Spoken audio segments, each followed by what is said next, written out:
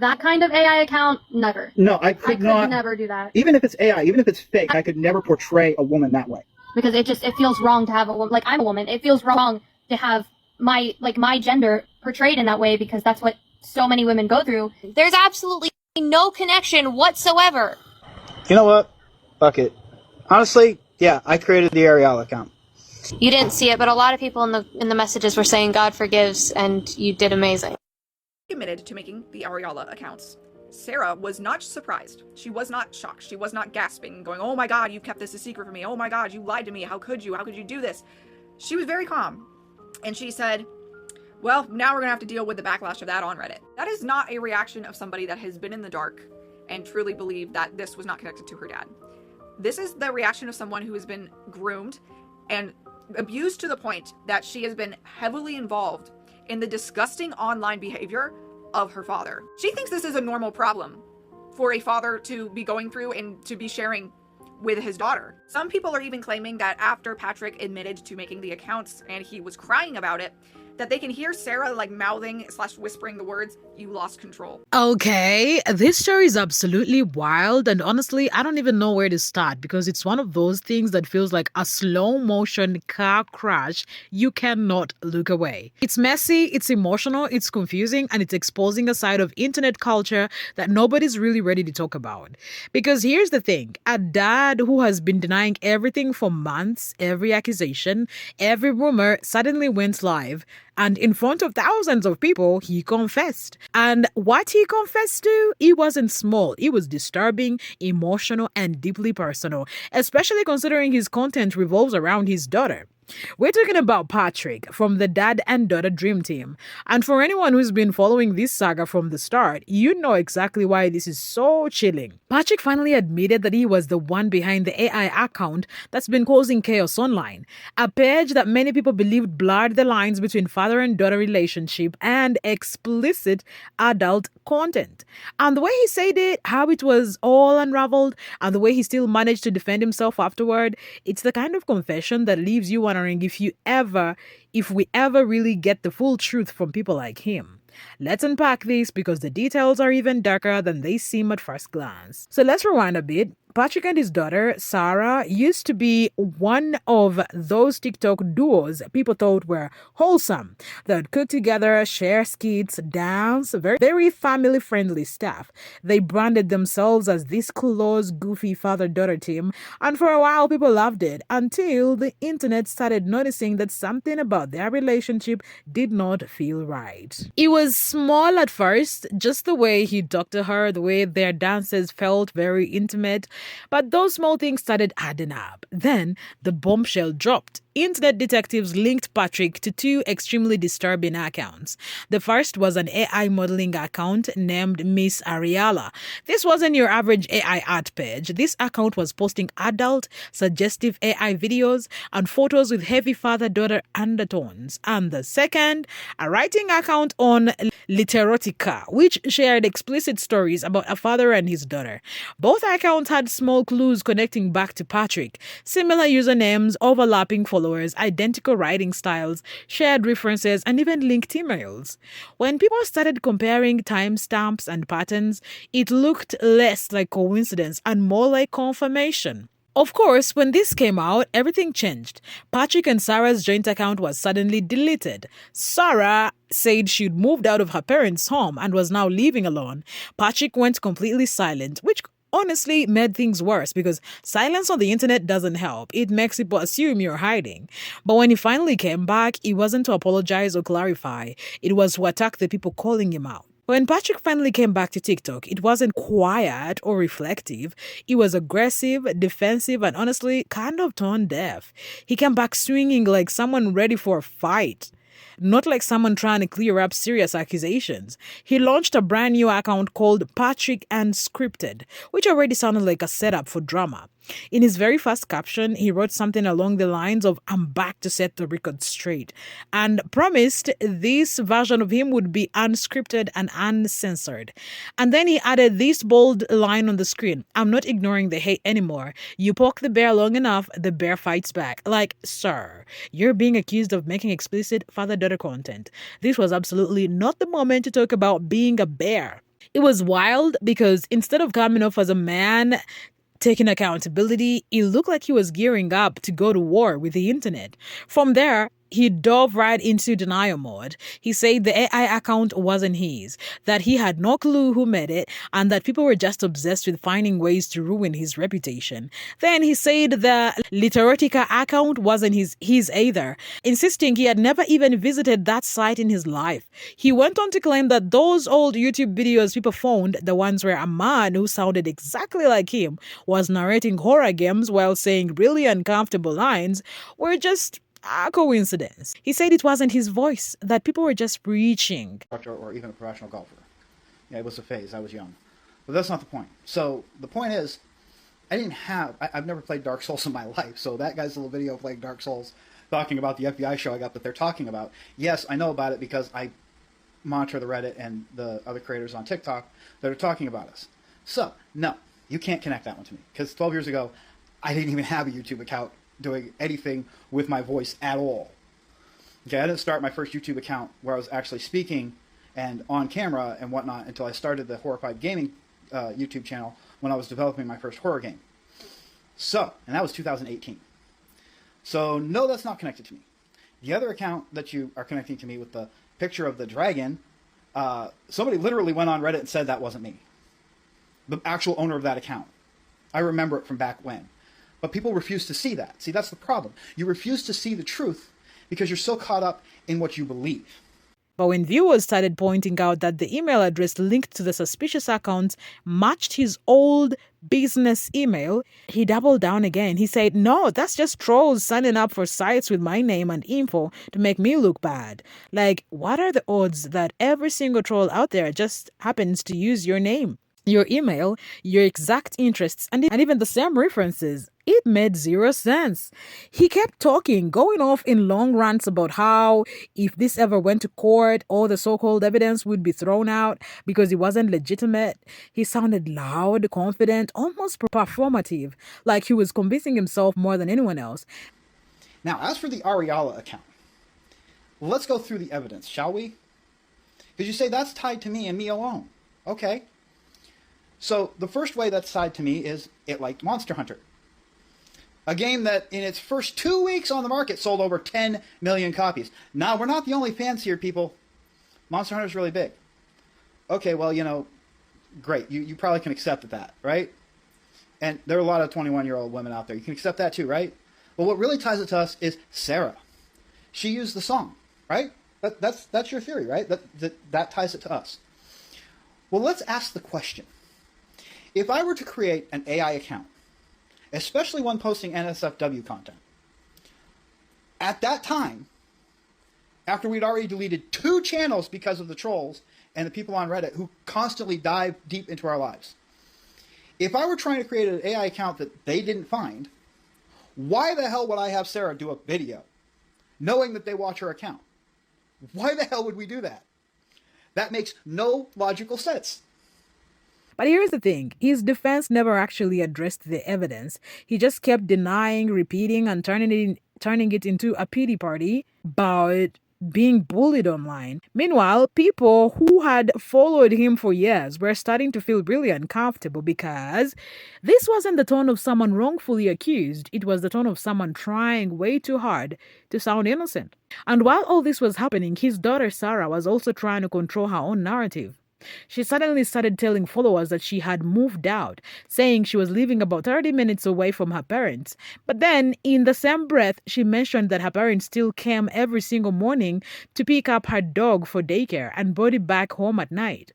I mean, I think in one of your actual comments to somebody else, you had said you're about 30 minutes from your parents. So how are you getting transportation back and forth to, you know, your job and seeing your parents every day? Are they coming to you? Are you going to them? Are you Ubering? Like, kind of what does that look like?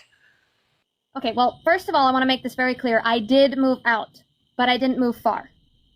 I moved to the next building because it's easier that way. That way they don't have to go very far when they need to pick up Jackie because, again, I don't want to leave her alone for 10 hours per day with her anxiety issues. But it's like I take Uber back and forth to work because it's really the only logical way to get to work. Like a bus ticket is like $5. Well, actually Uber's more expensive, but I prefer Uber because I don't want to take a bus to work. So I Uber back and forth to work, and they just come pick up Jackie and take her to their apartment, and then, you know. And the reason I don't show my whole apartment is for my own personal safety reasons, because I just don't like that's my own space. I just don't want to be showing my entire personal space online. And of course, you know, I guess it probably would be a good idea to explain why you lied about being 30 minutes away. It's because I didn't want, I don't really know how to explain it. I didn't want people to like come at me because I didn't move farther away. Like I didn't want to be, you know, bullied into like, why didn't you move further away? Why did you only move out of the building? It's personal safety reasons. Like I don't want to be attacked because I didn't move far enough away. People in the comments were like, wait, how does that even make sense if you're supposedly half an hour away? So, of course, internet detectives started asking more questions, and that is when Sarah changed her story again. She admitted she did not actually move 30 minutes away. She just moved to the next building over, literally next door.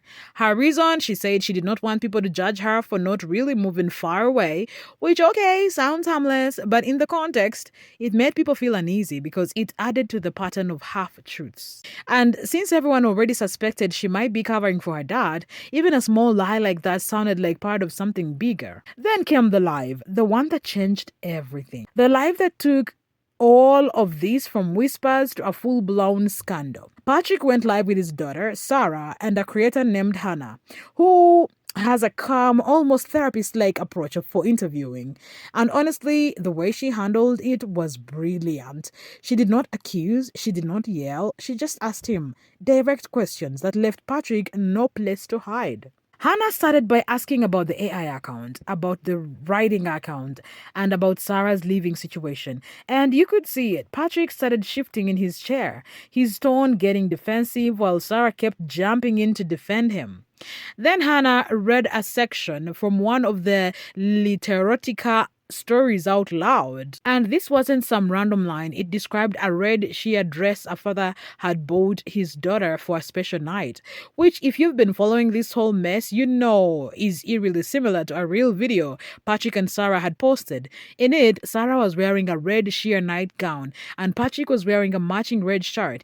It was supposed to be a cute father-daughter TikTok, but after people read that story, it became disturbing. When Hannah asked about the coincidence, Patrick brushed it off. He said lots of people wear red and admitted that he bought the dress but said he did not pick it out personally. He talked in circles, avoiding accountability, while Sarah nodded beside him, visibly nervous but still supporting everything he said. Then came the moment. Hannah leaned in and told Patrick something that completely changed the energy in the room. She said, people don't need you to be perfect. They just need you to be honest. If you tell the truth, they'll stop guessing. They'll know where to put their emotions. And it was like something cracked inside him. He froze. You could see his eyes darting back and forth. Sarah leaned in and whispered something to him. Viewers swear, she said, say you lost control. And then, after months of denial, he finally said it. I created the Ariala account. The chat exploded. Patrick immediately started crying, saying he was sorry, that he never meant for it to get this far, that he only deleted the account because it weighed on his Christian heart. He said he wasn't motivated by guilt or fear, but by faith. Honestly, you know what? Fuck it. Honestly, yeah, I created the Ariala account. I made that account. Patrick, thank you. You have been set free, man. You're set free. Doesn't that feel good? Sarah, give your father a hug. Give that man a hug, because that is the most amazing thing you could have done for yourself. Really, I'm air hugging you. Good job. Seriously, you were. Honestly, I didn't want to do it the way it went, but I lost control. I will tell you, I'm 100% did not create Literotica. I believe you. No way. I would never go that far. I believe you. Now all the backlash from Reddit is that's what we're gonna have to deal with now. You don't have to deal with it. You know why? Because you delete the app and you don't go on it and you don't look. Because at the end of the day, the people on Reddit are just people behind a username and not showing their faces. A lot of people in the messages were saying God forgives and you did amazing. It's not God I'm worried about. What are you worried about? Reddit? No, everybody on the internet. And look, maybe that's true, but the timing was too suspicious. He deleted the account right after being exposed on Reddit, not before, not out of guilt, but after he was caught. Then he started explaining. He said he only wanted to experiment with AI modeling. He said it was supposed to be an innocent project, but it spiraled into something different. He said he knew it was wrong and asked forgiveness from God and his family, but again, he apologized for the lying, not the content. He said, I'm sorry I lied. I shouldn't have done that. But not once did he say, I'm sorry for what I created. And that's the difference. Because even in confession, he was controlling the narrative. And here's the part that made people's jaws drop. After admitting to creating the AI account, Patrick still insisted he had nothing to do with Literotica account. He said, that one's not me. I would never go that far. And everyone watching was like, but you said that exact sentence about the AI account a week ago. How are we supposed to believe this one's different? He went on to say he was done answering questions, that he wanted to move on. He said he was going back to doing cooking videos. He wanted peace. But no one else was ready to move on because the whole confession felt less like accountability and more like damage control. Hello, everybody. So, for those of you who did not see the live interview with Hannah, I finally came out and admitted to creating the Ariala AI account. Now, as far as the Literotica account, I did not create that. I couldn't. I did create the AI account. It didn't start off as a corn account. It was just supposed to be an AI model, hopefully doing sponsorships at some point. But it got away from me, and I started doing things that I really didn't want to do on FanView. I'm not proud of it. It was a mistake. I've already asked my family's forgiveness a long time ago, and God's forgiveness, but I guess I'm asking for y'all's forgiveness. Not really for what I've done, because it wasn't completely horribly off the charts wrong, but more for lying about it and deceiving everyone for so long. I really was about to come out and admit it before we dropped the Dream Team account, but then when Reddit found that Literotica account, I got scared, because I knew if I came out and admitted to the AI account that they would then say automatically the Literotica account had to be mine as well, and I did not want to be associated with that account. I never made that account. I never wrote that story. I know Reddit's not going to believe me. I'm hoping some of you will be kind enough to give me the benefit of the doubt in that maybe I lost my way and made that AI account, but I don't think I could never go as far as the Literotica.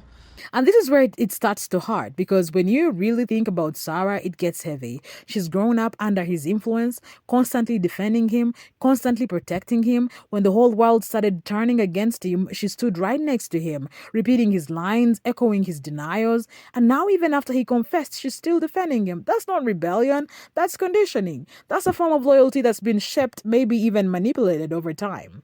When he finally admitted it, you could see she wasn't shocked. Just sad, like she already knew, but she did not know what to do with that truth. That part was heartbreaking, and honestly, it raises the biggest question. How much of what Sarah does online is truly her choice?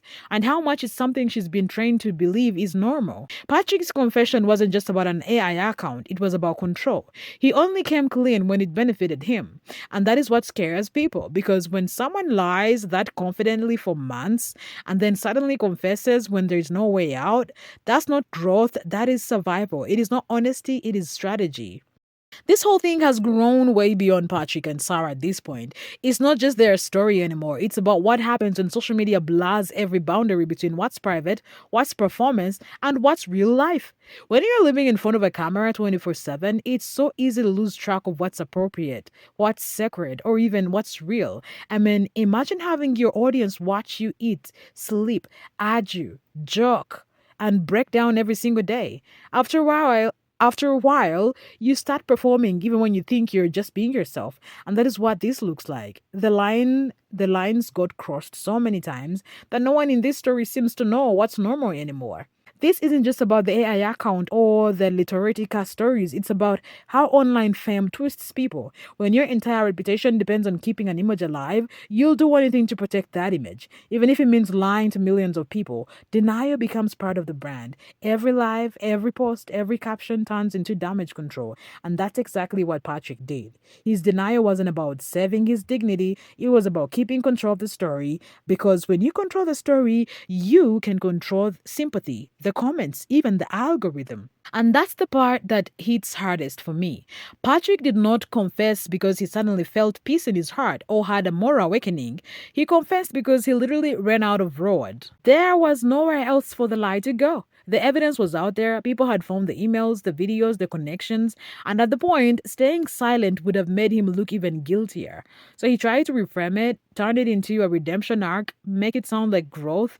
But the internet remembers patterns. The timing, the tone, the selective honesty, it all makes his confession look less like truth and more like strategy. That is why people are still talking about it, because now the question isn't just what he did, it is why he chose to come clean only when he had no other choice. And okay, let's take a second to breathe. Because at this point, it's like watching someone say, I only ate one cookie while standing in the kitchen covered in crumbs, holding a half-eaten cookie in their hand. That's exactly what Patrick did. He waited until every piece of evidence was on the table. Then went, fine, okay, I ate a cookie. And the internet's sitting there like, bestie, you did not just eat one. You built the bakery. So where does this leave us? Patrick's admitted to one part of the story, denied another, and now wants everyone to move on. But the internet doesn't forget, especially not when the patterns are this clear. And it's sad because behind the anger and the memes and the drama, there's a real person, his daughter, who's caught in the middle of a story she probably never wanted to live in. So what do you guys think? Was Patrick's confession genuine?